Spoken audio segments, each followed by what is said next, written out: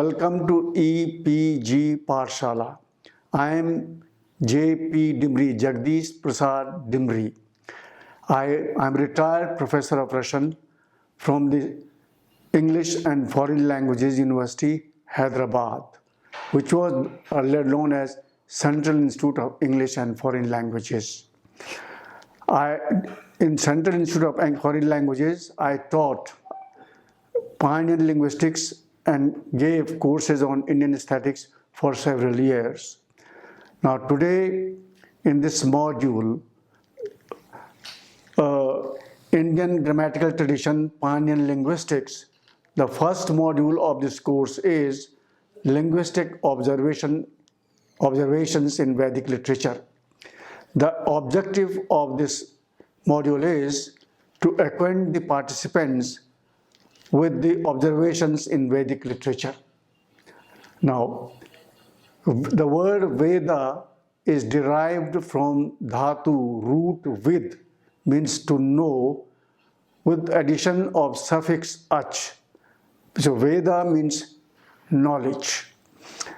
Now, Vedic literature consists of Sangitas, mantras, Brahmans, Aranyaks, and Upanishads.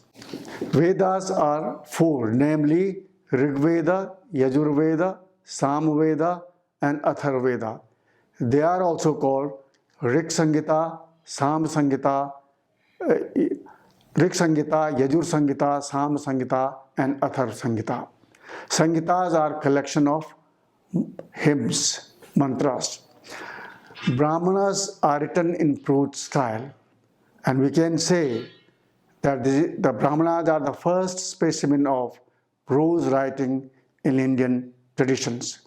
Brahmanas contained a detailed description of sacrificial rites and their ways of performance. We can say Brahmanas pertain to the rituals. So in other words, Brahmanas are also called Karmakanda, the literature pertaining to rituals. Aranyak portions of Vedic literature is related to the spiritual knowledge and meditations.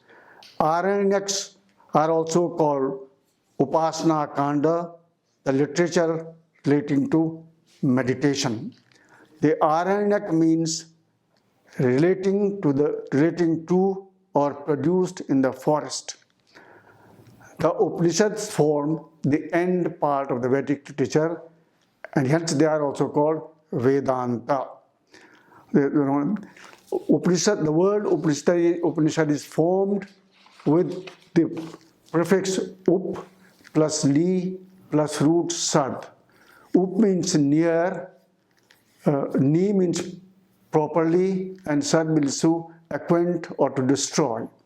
So Upanishad means the knowledge of reality.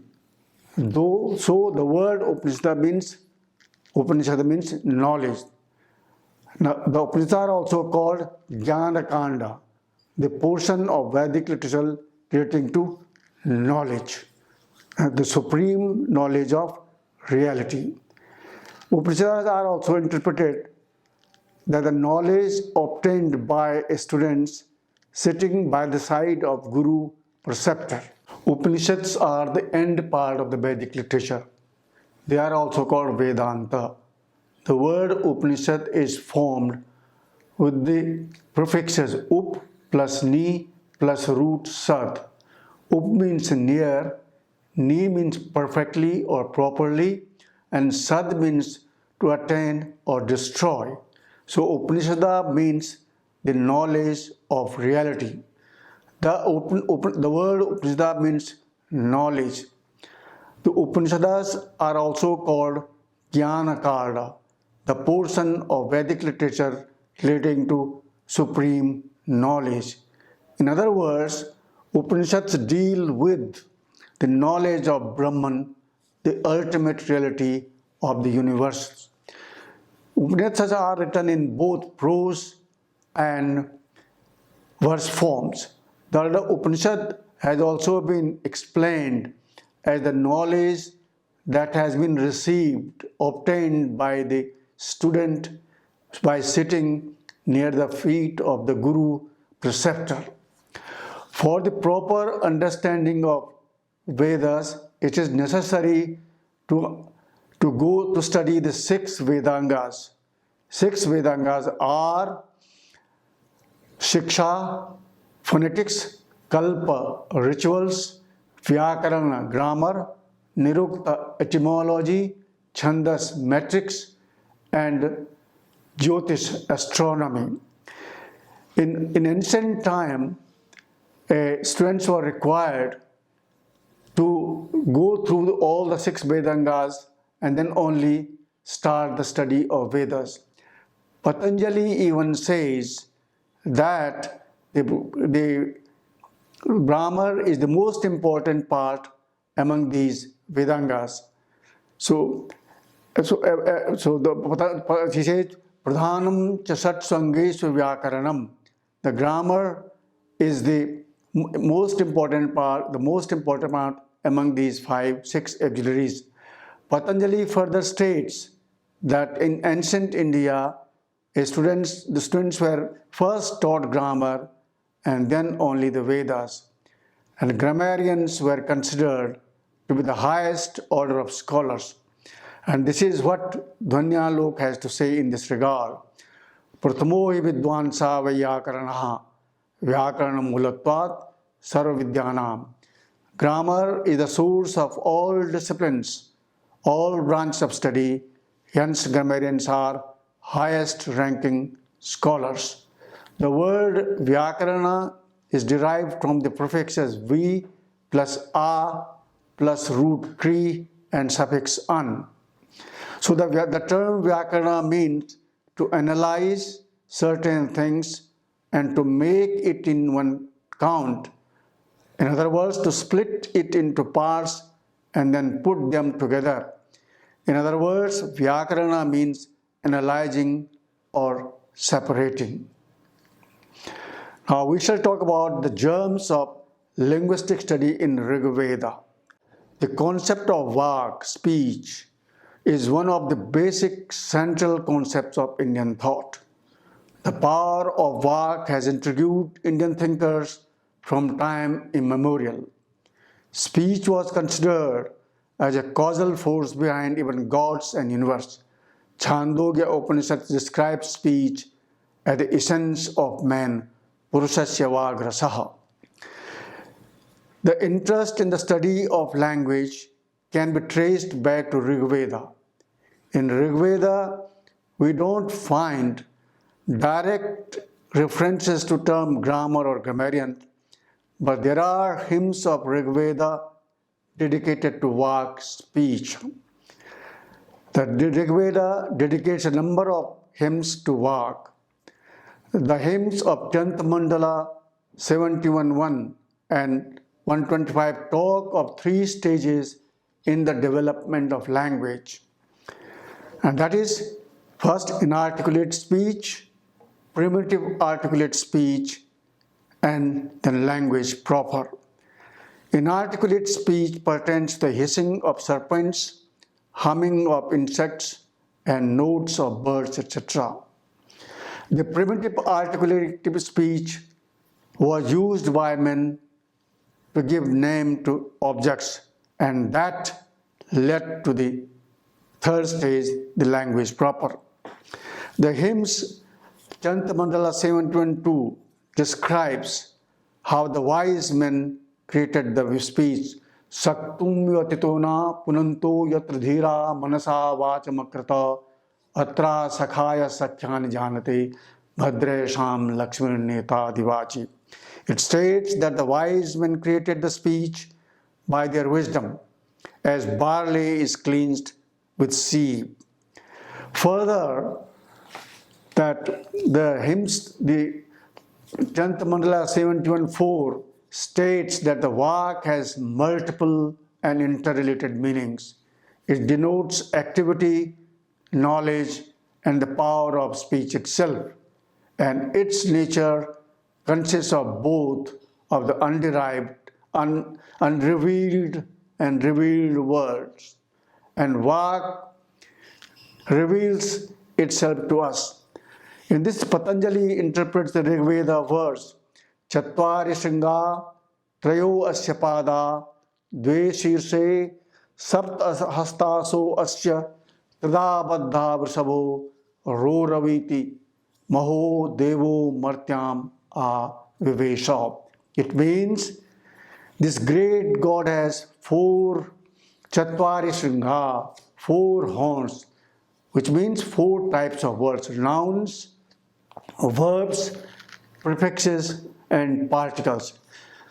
Trayo Asyapada means it has three tenses: past, present, and future. Two heads, two types of words, and derived and derived. Saptaso Asya means 7 hands, the 7 cases.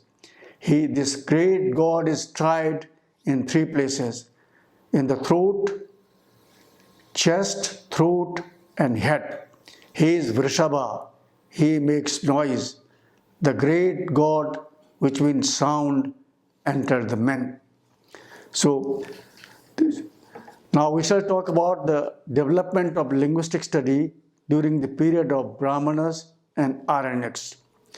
The interest in the study of language deepened during the period of Brahmanas, and the first branch of linguistics to attain independent status was the study of phonetics.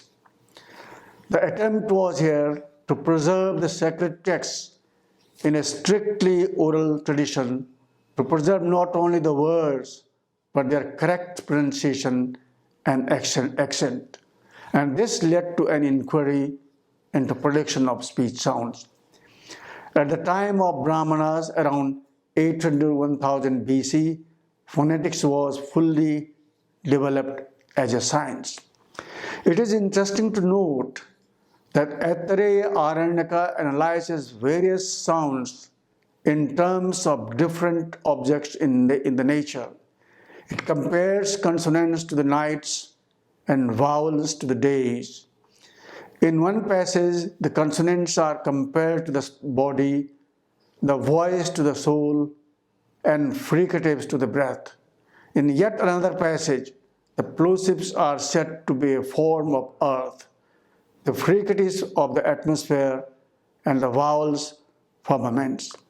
In another passage, the fricatives are compared to breath, stops to the bones, vowels to marrow, semi-vowels of flesh, and blood. Now, we find interesting observations in Vedic literature about the theory of syllabic division, syllabification. So, and with regard to this, we find 3 theories of syllabification. While defining the Sanghita, 3 theories of syllabification can be discerned. Pani defines Sanghita as Paraha Sannikarshaha Sanghita.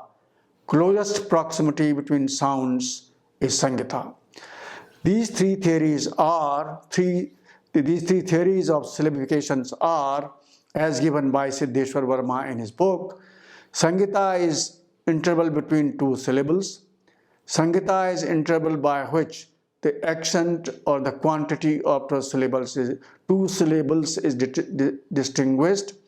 Sanghita is a pronunciation of 2 syllables which are neither entirely separated nor united.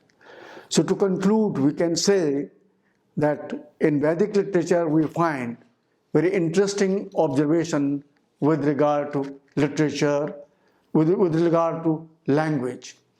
And we can say that attempt was made to distinguish the day-to-day language from the literary language.